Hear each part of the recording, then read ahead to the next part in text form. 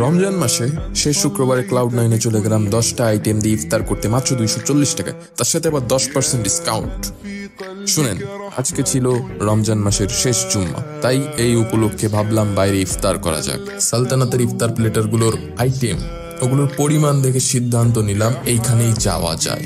তাই চলে গেলাম ময়লাপোতা, সেখান থেকে অটোরিকশা করে 2 জন 10-20 টাকা করে চলে গেলাম গল্লামারি।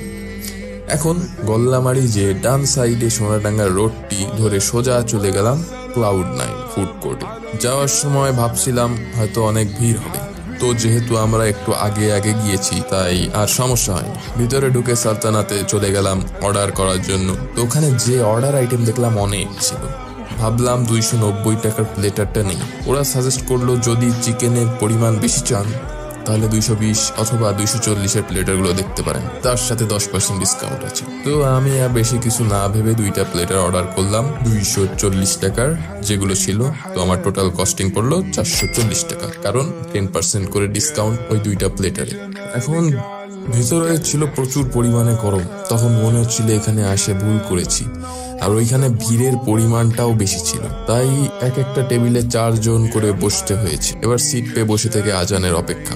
এরই মধ্যে পুরো মাথা টু পা ঘামে ভিজে গেছে। গরমের ঠেলায় এখন ফোন করে বলল আপনাদের খাবার রেডি। তাই আর দেরি না করে প্লেটারগুলো নিয়ে আসা হলো। নিয়ে এসে একটা জিনিস দেখে আমার প্রচুর খারাপ লাগলো। আমার প্লেটারের যে চিকেন, ওইটার সাইজের তুলনায় আমার ফ্রেন্ডের চিকেন সাইজের পরিমাণ ভালোই বড়। তাই এই নিয়ে আমার ফ্রেন্ডের অনুভূতি সেই। বড় পিস পেয়ে অনুভূতি কেমন? আমার অনুভূতি খুব বাজে। তো এরকম বৈষম্য যেহেতু আমার সাথেই হইলো, এখন আর কি করার। আজানের আর বেশি সময় বাকি নেই।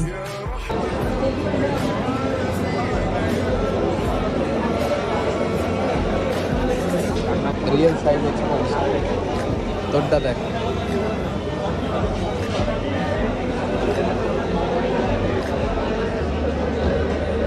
এই হলো রিয়েল সাইজ।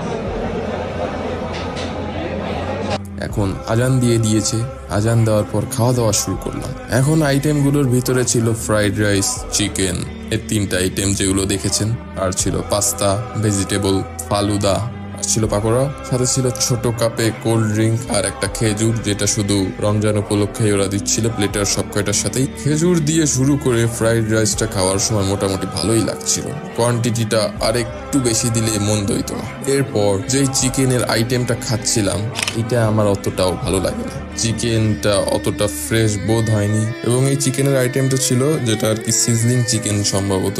এরপরে যেটা খাওয়া শুরু করলাম সেটা হলো ফ্রাইড চিকেনটা। ওইটা মোটামুটি ভালোই লাগছিল, মোটামুটি সব দিক থেকে ফ্রাই হয়েছে। এরপর চিকেনের বড় পিসটার পালা, যেটা বারবিকিউ চিকেন ছিল। এইটা দেখেই প্রথমে আমার ভালো লাগছিল যখন আমি প্লেটারের ছবিটা দেখেছিলাম। এটা সব থেকে বেশি ভালো লেগেছে। প্লেটারটার ভিতর পর্যাপ্ত পরিমাণ মাংস ছিল, কিন্তু আমার ফ্রেন্ডেরটায় আরো বেশি ছিল। এরপর বাকি যেই টুকটাক পাস্তা, পাকোড়া, ফালুদা, এগুলো আমার কাছে মোটামুটি লেগেছে, কিন্তু বারবিকিউ চিকেনটা বেশ ভালো লেগেছিল আমার কাছে। এরপর ভেজিটেবল নিয়ে বলি, বন্ধ ছিল না ওইটাও।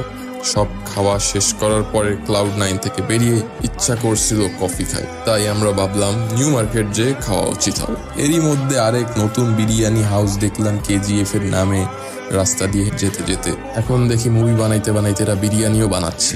যাই হোক, চলে আসলাম আমরা নিউ মার্কেট। এখানে স্ট্রিট ফুডের সাইডটা এসে বড় কোল্ড কফি 70 টাকা করে 2টা অর্ডার করে নিলাম। আমাদের সামনেই বানাইলো কোল্ড কফিটা এই গরমের মধ্যে। বিশ্বাস করেন রাসেল ভাই, ভিতরটা পুরো ঠান্ডা হয়ে গেছে, কফিটা পুরোটাই ওয়ার্থ ইট গেছে। আপনারাও চাইলে নিউ মার্কেটে এসে আমার দোকানের এই কফিটা খাইতে পারেন, ভালো লাগবে ইনশাল্লাহ। আর এই ছিল আজকের ভিডিও। আর যদি আপনাদের ভিডিওটা ভালো লেগে থাকে তাহলে একটা শেয়ার দিয়ে দিন, তাহলেই যথেষ্ট। আল্লাহ হাফিজ।